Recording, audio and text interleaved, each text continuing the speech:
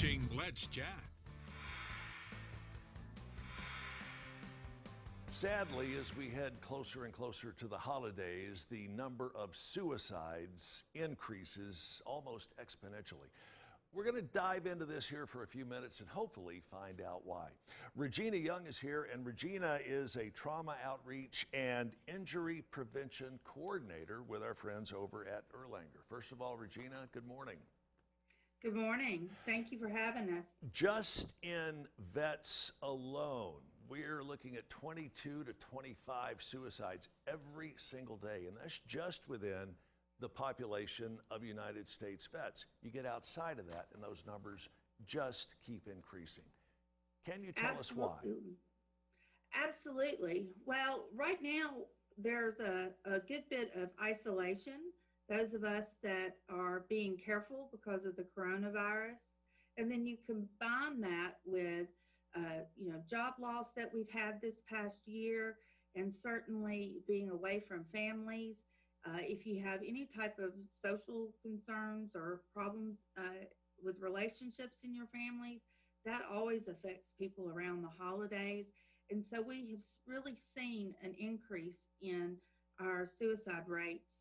Here in Tennessee, is the third leading cause of death for those in age groups up to 19.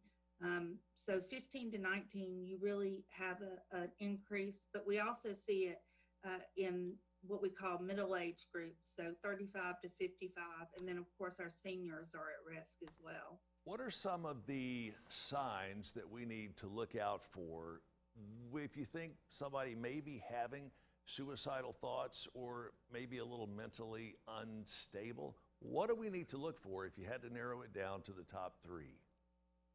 Certainly, if anybody that's withdrawing from friends, won't talk to you on the phone, won't engage with you on social media, if you have that relationship, won't answer a text.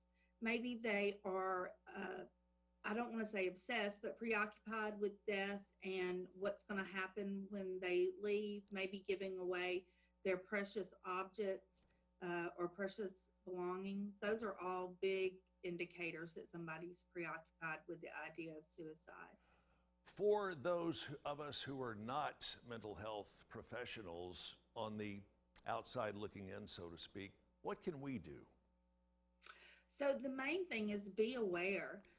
Listen to your family, your friends, and talk with them about suicide.